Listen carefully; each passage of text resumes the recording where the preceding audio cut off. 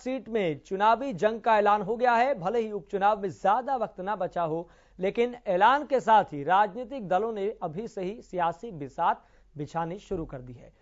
इस सीट पर अपना कब्जा करने के लिए तमाम पार्टियां तैयारी कर रही थी। दरअसल किसान आंदोलन के समर्थन में एलनाबाद से विधायक अभय चौटाला ने इस्तीफा दे दिया था, जिसके बाद से उपचुनाव की तारीखों का बेसब्री से तमाम राजनीतिक दल इंतजार कर रहे थे।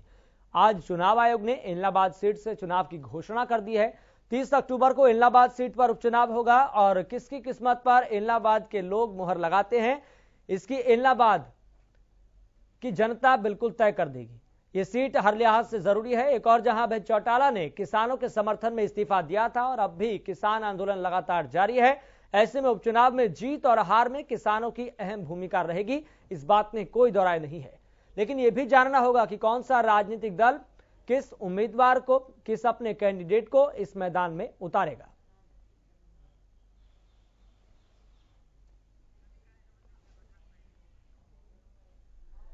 चलिए आपको बता दें कि इस मसले पर ज्यादा जानकारी के साथ मेरे सहयोगी रवि कालीरमन जुड़ गए हैं। रवि कालीरमन, तमाम प्रवक्ताओं से मैंने बातचीत की, उन्होंने सीधे तौर पर कहा कि हम इसके दावेदार हैं और जनता हमें चुनकर भेजेगी, हमारे कैंडिडेट को चुनकर भेजेगी। हालांकि जो तमाम सियासत है वो अपने चरम पर है।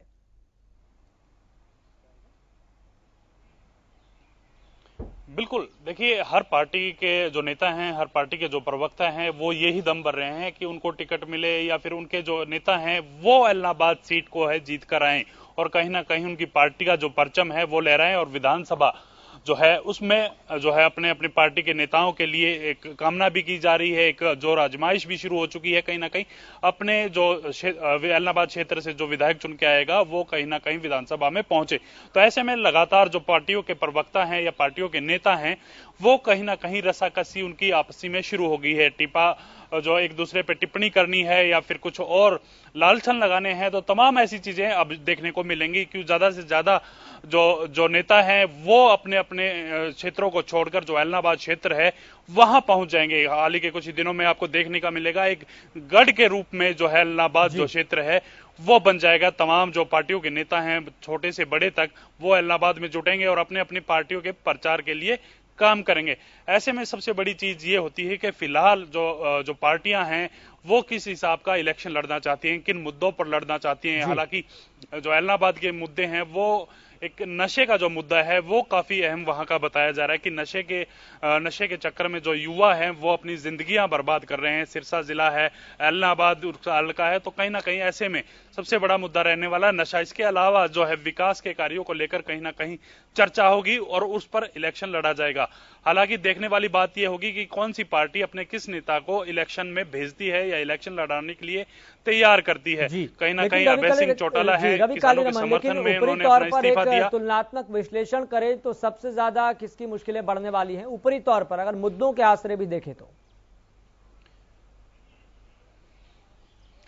देखिए यश, ये अभी कहना मुश्किल है क्योंकि जिस प्रकार की राजनीति जो है बीजेपी करती है, कहीं ना कहीं एक अनुशासन में रहकर वो राजनीति करते हैं। उनका जो इलेक्शन लड़ने का नजरिया होता है, इलेक्शन लड़ने का ढंग है, वो अपने आप में लाजवाब है। कहीं ना कहीं उस चीज का फायदा बीजेपी जेजेपी के जो कैंडिडेट रहने वाले हैं संयुक्त तौर पे उनको होगा। कहीं ना कहीं किसान आंदोलन का फायदा है वो इनेलो की तरफ से कहीं ना कहीं लेने का प्रयास रहेगा। जिस प्रकार से किसान आंदोलन के समर्थन में अभय सिंह चौटाला ने इस्तीफा दिया था, तो कहीं ना कहीं उनकी तरफ से यही कहा जा रहा है कि मैंने किसान आंदोलन के समर्थन में इस्तीफा दिया है और किसान अब जो है अपनी जो है बीजेपी जेजेपी के खिलाफ जो कृषि कानून जो उन्होंने बनाए थे उनके खिलाफ जो मैंडेट है वो इनेलो को देंगे। हालांकि कांग्रेस की तरफ की मैं बात करूं तो कांग्रेस तमाम मुद्दों पर सरकार को घेरती आई है। हाल ही में बीजेपी के कैंडिडेट जो पवन बेनीवाल हैं, जिन्होंने एलनाबाद का चुनाव जो है अभय सिंह चौटाला के खिलाफ 2019 का चुनाव था वो लड़ा था, काफी अच्छे वोट उन्होंने भी लिए थे। हालांकि अब वो कांग्रेस की तरफ से शिफ्ट हो गए हैं। कांग्रेस में अगर क्या स्थिति रहती है, कितना जो एक पार्टी का एफडी टाइप जो वोट होता है, कहीं ना कहीं एक पार्टी के नाम से जो वोट होता है वो अपनी तरफ कितना खींच पाएंगे। हालांकि मुकाबला त्रिकोणीय होने वाला है। देखने वाली बात यह होगी जो जनता को रुझाएगा, जो जनता के वादों पर खरा उतरने का प्रयास करेगा, जीत तय जनता उसी की करती है। जी बिल्कुल रवि, बहुत बहुत शुक्रिया जानकारी साझा करने के लिए। तो यहाँ पर सब